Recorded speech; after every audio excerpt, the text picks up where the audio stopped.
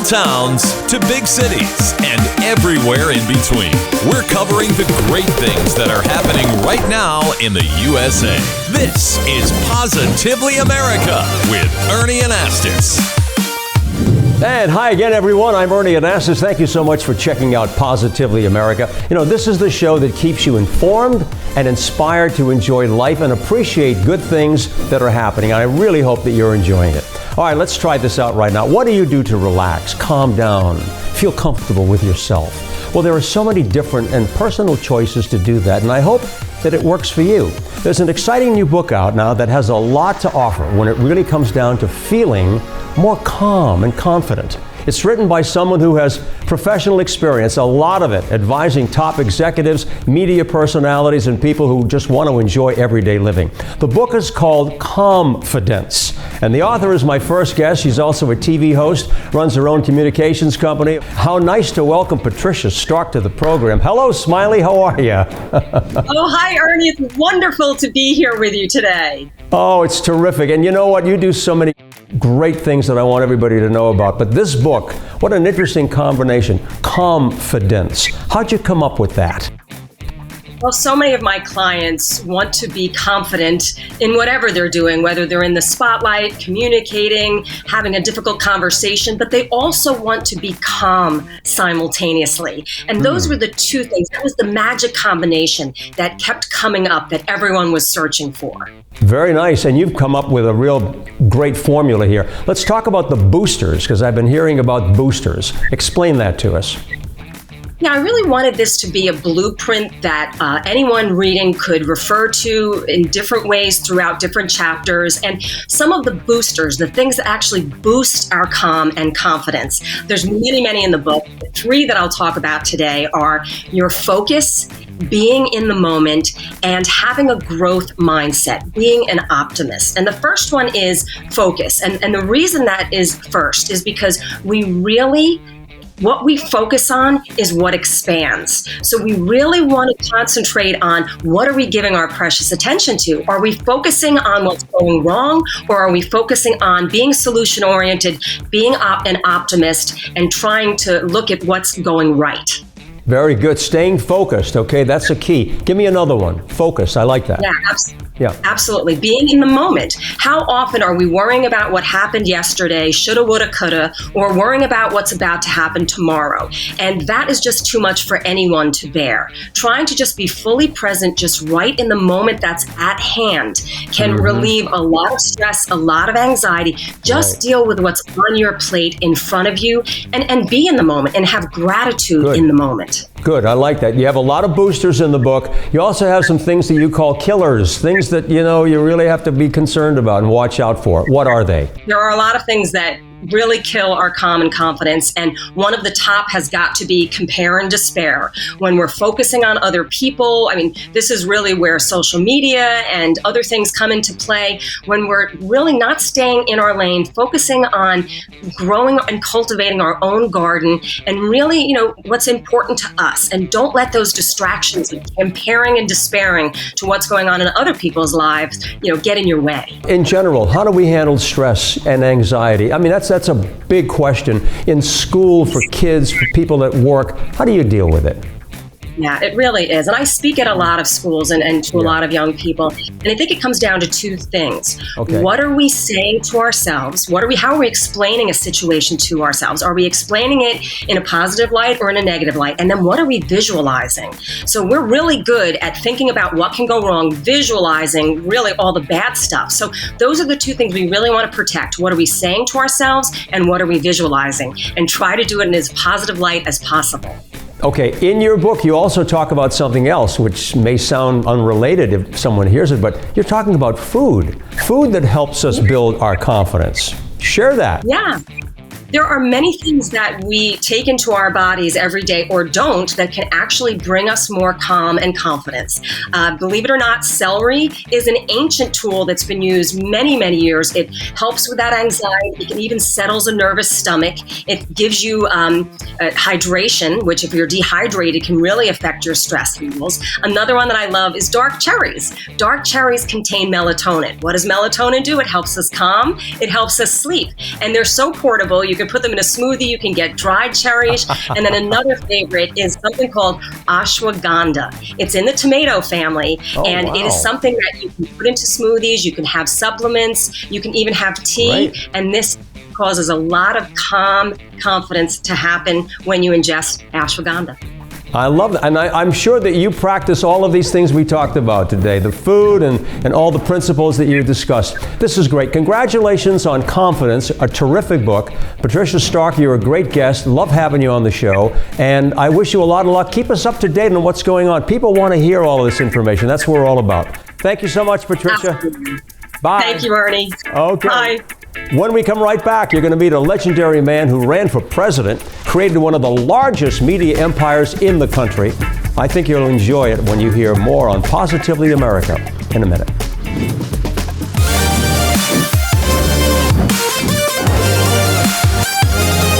Here we are with more of Positively America. I'm Ernie Anastas. So now we have to ask you, what's in a name? Well, I'll tell you. My next guest is chairman and editor-in-chief of Forbes Media, and that's a big name in the world of economics, finance, corporate leadership. Steve, Forbes continues to be one of the most sought-after speakers on economic and other issues across the country. Happy now to welcome Steve to our show. I know you're very proud of your family's legacy, Steve, and welcome to our program right now. Well, Ernie, thanks for having me. Now let's go to the races. Lead the way. Thank you so much for being here, Steve. You know, when people hear the name Forbes, the first thing they think about is all the good things that you and your family have done over the many, many years. You must be very proud of your family, well, right? It's quite a legacy. My grandfather was one of 10 children, grade school education, came to this country from Scotland at the turn of the last century, and always wanted to be a business reporter. And when he started Forbes magazine in the very first issue, he said, "The purpose of business is to produce happiness, not to pile up money." When my grandfather came to these shores, he couldn't get a job. He went to all these editors. There were a lot of newspapers in those days. No one would give him a job. So instead of getting on the boat and saying, "Too bad," he went to an editor and made him an offer. He said, "I'll work for you for free for several weeks and show you my worth. And if you think I'm worth it, I hope you'll give me a job." Now, my grandfather had no idea what editor would just take his free labor and then toss him out. But he did get the job, ultimately. But he was so full of energy and ambition, he went to another editor using a different name and got a job there. Whoa. And so probably one of the highlights of his life was when the two editors got into an argument as to who had the best business reporter. It was my grandfather in both cases.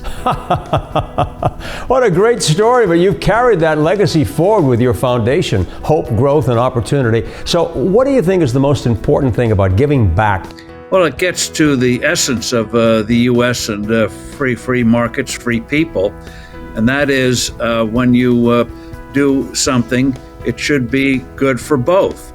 But when you have this kind of freedom, people do benefit from it. Now, it's absolutely true that some transactions aren't as much fun as others. You know, paying the electricity bill is not as much fun as going out and buying a great new handbag or a great new car or something like that. But you do get something from the exchange. And I've often marveled at people who complain about the rent or whatever. Don't hesitate to go out and spend $300 on a pair of blue jeans that look like they came out of a dumpster. I mean, it's a kind of crazy world we live in, but it's properly done, wonderful one. And the key thing is, when we have crises like we have today, we have to be curious, what's gone wrong? How do we correct it? And the U.S. has shown an amazing ability over time, and sometimes not as fast as you and I would like, to get things back on track in a positive way. Steve, you've seen a lot of research about what people are worrying about these days, and at the very top of the list is mental health. You think we're making some progress in that area? Well, as some wise physicians have pointed out, it's high time we reconnect the brain to the body instead of treating as something over there versus our physical needs. They are tied together. And learn to deal with it, and also deal with the homeless. Most of the homeless have mental issues. And simply dumping them on the streets is not going to help them or society. Well, I want to focus on the purpose of this program. We try to identify a problem and then we address it. You've run for president, so let me ask you, what's the key to a successful America moving forward? Well, the key thing is if we create an environment where people can develop their talents, discover their talents, make mistakes, recover from mistakes. Sadly, in life, we often learn from more from what we didn't do right than what we did do right. Yeah, that's right. Yep. That's part and parcel of life. But people should recognize we don't go into the world fully formed. We learn. And we have to often practice things or learn from others or learn from mistakes before we become more effective human beings ourselves. Yes. So again, don't think that it's all at an end because you had a setback. No, figure out what can I learn from this and do better. Right. I like to ask my guests this question. What keeps you motivated and positive? Steve Forbes says what? Learn to put things in perspective. The world is not you. And that's what makes America so amazing, is that people from the most unlikely backgrounds end up doing these wonderful things that benefit all of us. It's not zero sum. Your success is not at the expense of others. Super answer. Thank you so much for being I'm here. honored to be part of it. Thank you.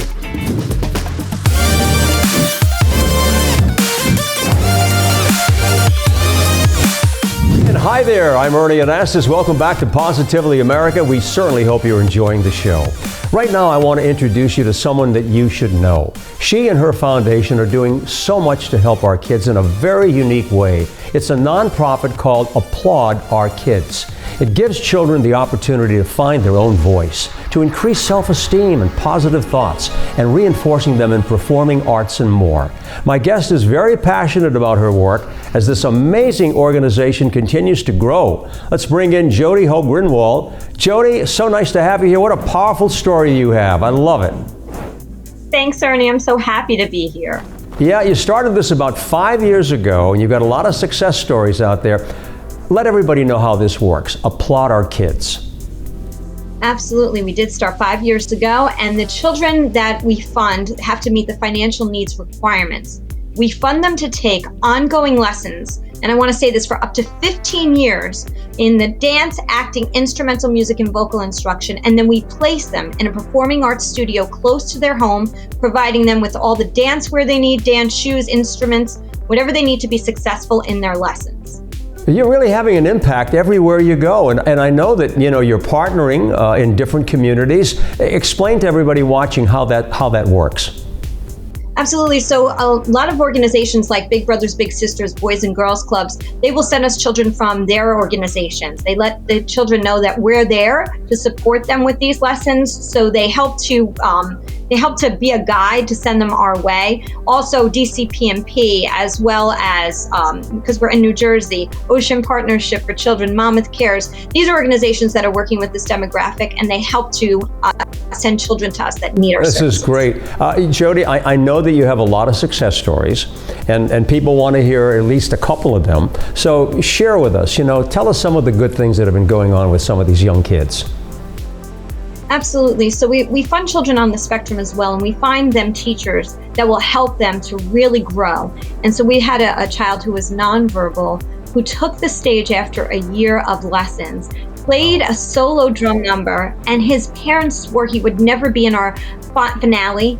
But through the course of the work that he did with his teacher, it really helped him to feel connected. And he got up and danced and sang with everybody. He was just moving. There wasn't a dry eye in the room because everybody got to hear a little bit about his story. Another quick one is a little girl who lost her father due to an overdose. And her grandmother called us and said, please don't take away my granddaughter's dance lessons, because she feels like it's the only thing that she has left. And I said, of course we said, of course you're not in trouble, or you're not going to have your dance lessons taken away. But she had lost so much in her life that she had the fear of the one thing to look forward to was going to be gone as well. You know, I mean, these stories are really, touching our hearts. And people, I think, are enjoying this because, we're all about Positively America. And that's exactly what you're doing. We really need to support our young people, too, don't we, Jodi? Huh? We need to get out there and all of us get involved in some way, don't we? We do, and we need to understand that they think differently, they feel differently, they hold things in, and we not all the time help them to understand how to really connect with the outside world. So the performing arts is a form of creative expression, and for those who see it as a calling and a need, if we don't give them that opportunity, we could be hurting them in other ways, especially socially and emotionally. Absolutely. Okay, a lot of these things have a snowball effect. You started 5 years ago, and look all the things that you're doing right now. Where are you going next? Tell us about some of the projects that are, on the board, and maybe how we can get involved too. Absolutely. So now we're funding teachers to go into existing programs when the children don't have transportation to get to their lessons. So we're funding teachers to go into Boys and Girls Clubs and Salvation Armies and other nonprofit organizations. We're looking to continue to grow throughout New Jersey. We started in 1 county, now we're in 9. We hope to get to all 21 and then move on down the road to other states as well and have, our organization impact children across the country eventually. That is great. A big time goal. We want to see it all across the country. Speaking of our country, quickly tell us, what do you think is great about America? What do you think? What I think is great is I think that there's so many things, Ernie. But our feeling of connection, right, between individuals, and I have found the most amazing people who want to give back. And the one thing about this country is we have a ton of nonprofits, and what I'm seeing is so many of them working together to help this world, help this country be a better place. I love that. Connection and make our country a better place. That's what we're all about. That's what you're all about, Jodi. Thank you so much for joining us. Congratulations. And as we say, keep up the good work. Thank you. All right, coming up after the break, Billy Floyd is asking America, what can you simply not live without? What is it? Can't wait to hear some of your answers when we come back on Positively America. Welcome back to Positively America. I'm Billy Floyd. This week, we're asking America, what can you simply not live without? The ocean. Absolutely the ocean. What a place to be. What's the answer right here? Probably my hairbrush at this moment because my hair gets really knotted. We gotta keep the hair looking great at all times. And last, but certainly not least, my amazing fluffy dog, Chloe. Oh, look at this doggy. Say hi to the camera, Chloe. Oh. Water. Great answer. That's my favorite drink. What do we got over here? We got air. Air. Fresh air, huh? Fresh air. Oh, yeah. Every day. Personally, I would say mint chocolate chip ice cream. Absolutely. I love ice cream. And that's your number one mint chocolate chip? Number one, and number two is probably beef jerky. Love beef jerky. All the comfort foods, buffalo wings. I'm a food guy, so love that stuff. Probably coffee. What do you like to drink? What's in your cup? Well, this is just a vanilla chai, but I usually go for a caramel macchiato. My dog, water, my mother's food. My mother's food. My books. I love my books. I love reading a lot. Happiness. And how are you able to stay happy? I occupy myself and I maintain a positive attitude. That's the ticket right there, the ticket to greatness. Exactly. I simply can't live without Positively America. We'll see you next time on the program. I'm Billy Floyd. Thank you, Billy. Great question. Simply can't live without what? Oh, I loved your answers too. Loved the segment. All right. Don't you just love this quotation? I do. It's one of the nicest surprises in life when something good happens totally unexpected. Now, I've had that experience in life, and I hope you have too, with more to come. It's interesting how these surprises often happen when you're busy doing something else. It's one of those aha moments that can make you and other people around you just feel great. I've seen it happen, and it's a wonderful experience to see someone really light up. I know you've heard me talk about the law of attraction. It's something I really believe in, and I practice in my own life. I could tell you a lot of great stories. It's a pretty simple thing. When you believe good things are going and coming your way, you draw it nearer. You have to stay focused. You have to visualize this. You have to see it done. See it done. That's the key to it. Stay focused. When you stop wanting something, we place ourselves in a much better position to receive it. And that's what you have to do. You have to think positive in your mind and say, what do I want? Am I working towards it? How can I make this thing happen? You'd be surprised. It will happen. I hope something nice happens to you right now. Thanks for joining us on Positively America. I really hope you're enjoying the show as much as we're doing it for you. Have a great night, everybody. Bye.